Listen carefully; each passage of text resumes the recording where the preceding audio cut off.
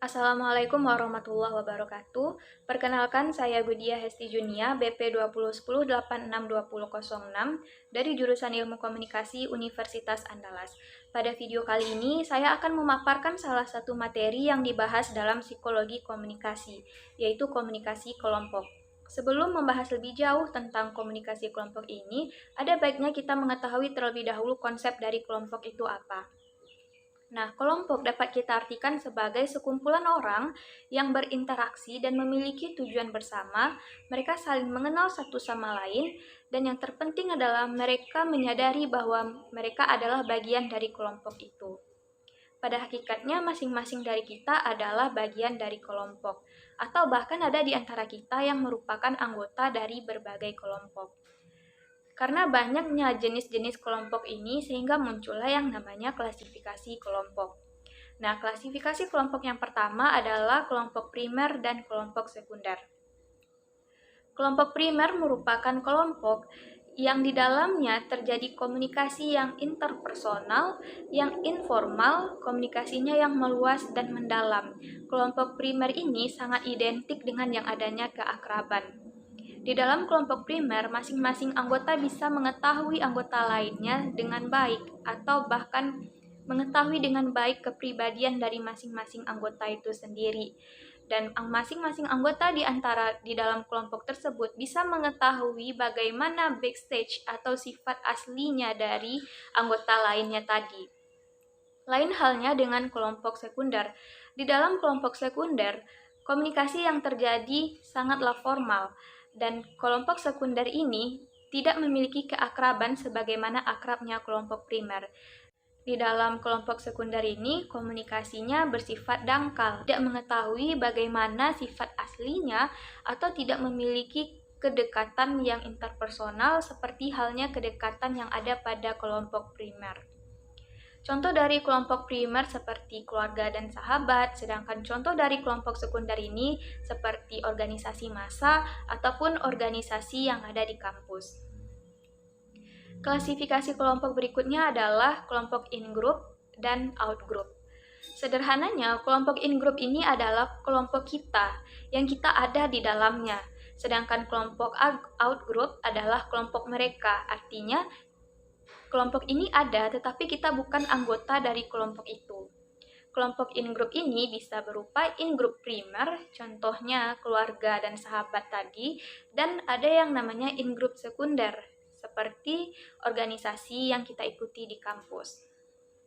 Klasifikasi kelompok berikutnya adalah kelompok keanggotaan dan kelompok rujukan, atau membership group dan reference group. Kelompok keanggotaan merupakan kelompok yang ada kita di dalamnya. Secara fisik kita berada di dalam kelompok tersebut dan memiliki status. Contohnya, ketua HMIK. Berarti secara fisik dia merupakan ketua dari HMIK. Ada yang namanya kelompok rujukan. Kelompok rujukan ini adalah kelompok yang kita jadikan sebagai standar ataupun tolak ukur dalam kita bersikap ataupun dalam kita menilai diri kita sendiri. Setelah kita membahas tentang klasifikasi kelompok, kita akan membahas lagi tentang pengaruh kelompok terhadap perilaku komunikasi. Yang pertama yaitu konformitas atau conformity. Konformitas merupakan adanya perubahan perilaku atau menuju berubahnya perilaku seseorang karena adanya tekanan dari anggota kelompok. Contohnya ketika mayoritas dari anggota kelompok mengatakan setuju terhadap sesuatu, maka cenderung di antara kita atau kelompok minoritas pun ingin mengiyakannya atau setuju terhadap pernyataan kelompok mayoritas itu tadi. Kemudian yaitu fasilitas sosial. Atau fasilitas sosial ini kita bisa artikan sebagai kelompok itu bisa menjadi fasil atau mempermudah. Berdasarkan hasil penelitian, kelompok bisa menjadi fasil atau mempermudah pekerjaan jika pekerjaan yang dikerjakan itu berkaitan dengan keterampilan. Tetapi, kelompok bisa menjadi cenderung destruktif ketika sesuatu yang dikerjakan itu bersifatnya penalaran ataupun penilaian. Kemudian yang terakhir yaitu ada polarisasi. Polarisasi maksudnya adanya kecenderungan bagi anggota kelompok untuk lebih condong kepada suara yang terbanyak atau suara mayoritas. Berikutnya kita membahas tentang faktor yang mempengaruhi keefektifan kelompok. Yang pertama kita melihat faktor situasional karakteristik kelompok. Pada faktor situasional karakteristik kelompok ini, yang pertama kita lihat adalah berapa jumlah atau bagaimana ukuran dari kelompok. Untuk ukuran dari kelompok ini, kita bisa meninjaunya terlebih dahulu dari apa tujuan kelompok ini dibuat. Andaikan tujuan kelompok ini dibuat adalah untuk memecahkan suatu masalah ataupun suatu perkara, maka sangat disarankan anggotanya dalam kelompok ini berjumlah sedikit, tujuannya agar bisa lebih produktif. Lain halnya ketika suatu kelompok dibentuk dengan tujuan menghasilkan kreativitas, maka sangat disarankan anggota kelompok di dalam kelompok ini berjumlah banyak.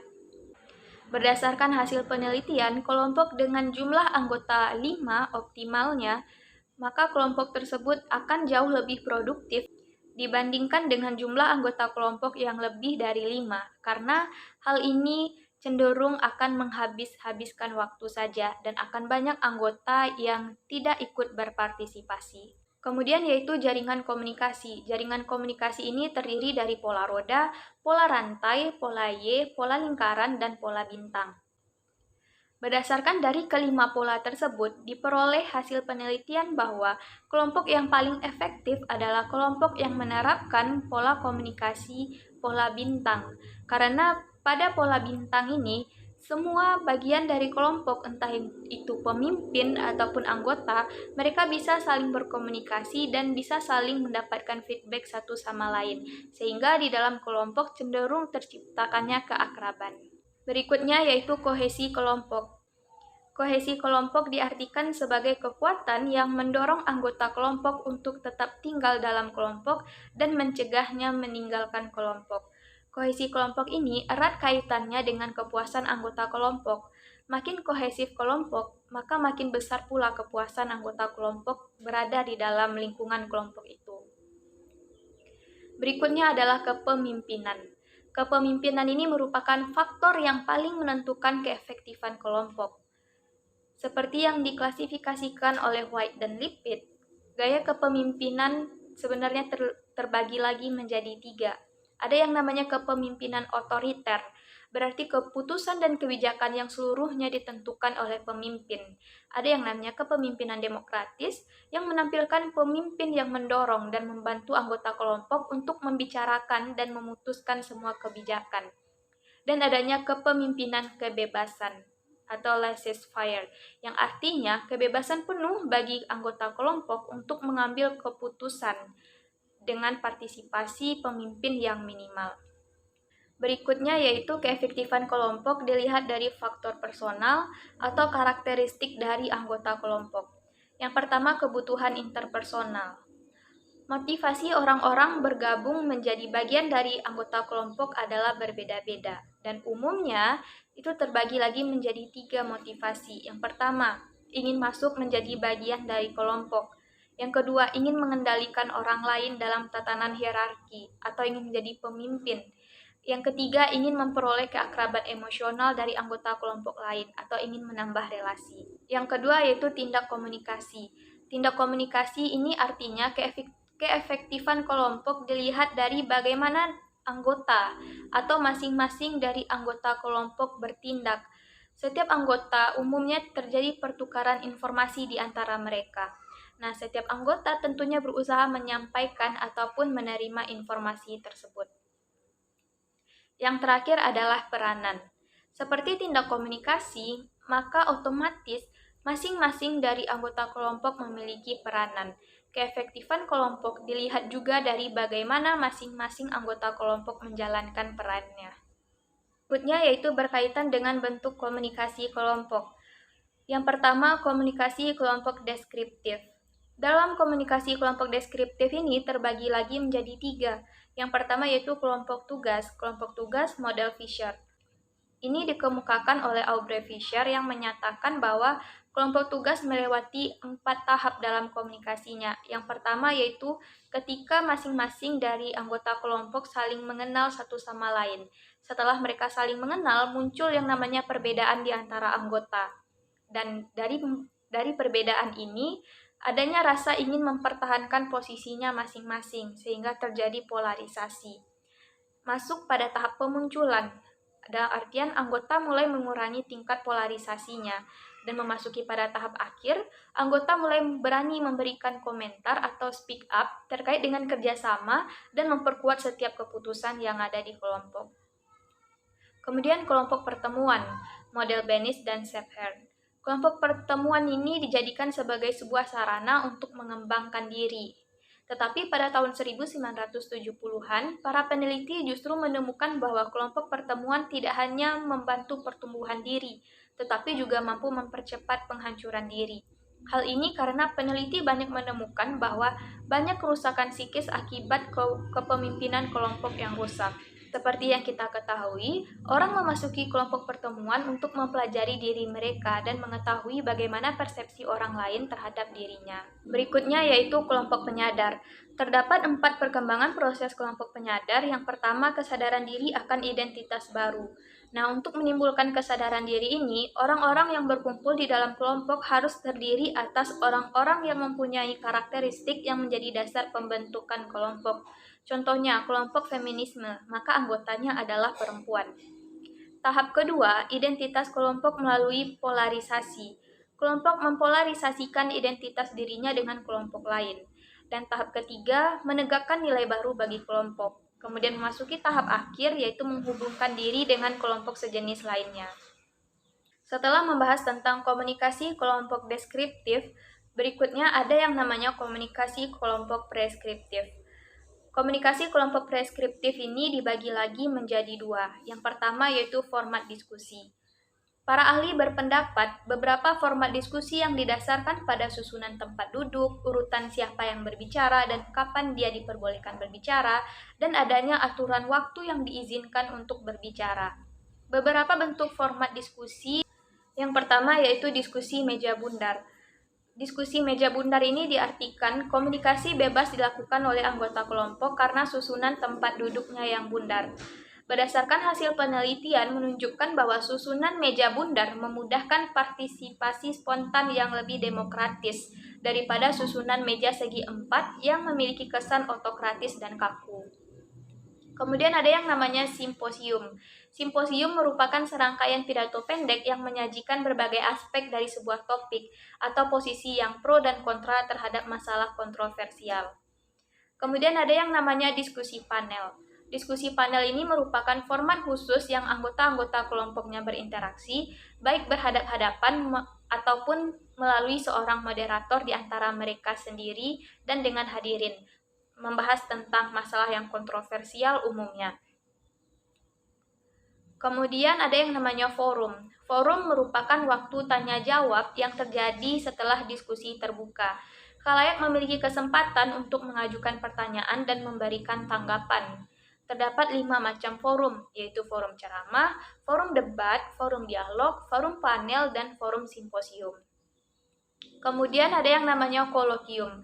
Kolokium merupakan format diskusi yang memberikan kesempatan pada wakil-wakil khalayak untuk mengajukan pertanyaan yang sudah dipersiapkan kepada seorang atau beberapa ahli.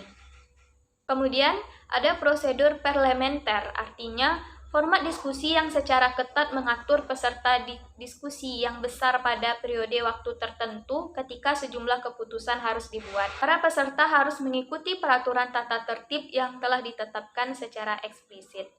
Setelah kita membahas tentang forum diskusi, maka di dalam komunikasi kelompok preskriptif juga ada yang namanya sistem agenda pemecahan masalah. Umumnya terdapat 3 pola urutan tahapan penyelesaian masalah yang mana diungkapkan oleh para ahli. 3 pola tersebut, yang pertama, urutan pemecahan masalah kreatif. Ini dikembangkan oleh Alex Osborne, Sidney J. Parnes, dan kawan-kawan yang ditujukan untuk melahirkan gagasan baru atau mengembangkan ide yang memerlukan daya imajinasi. Kemudian urutan berpikir reflektif. Urutan ini menganjurkan adanya kritik sebelum pemecahan masalah dinyatakan. Kemudian yang terakhir, pola solusi ideal. Pola solusi ideal ini digunakan untuk mengatasi masalah yang akan mempengaruhi berbagai macam kelompok yang mempunyai kepentingan yang berlainan, atau yang membutuhkan dukungan berbagai jenis orang yang mempunyai nilai yang berlainan. Baiklah, itu tadi materi tentang komunikasi kelompok dalam psikologi komunikasi. Jika ada kekurangan ataupun kesalahan penyampaian, saya mohon maaf. Saya akhiri, wassalamualaikum warahmatullahi wabarakatuh.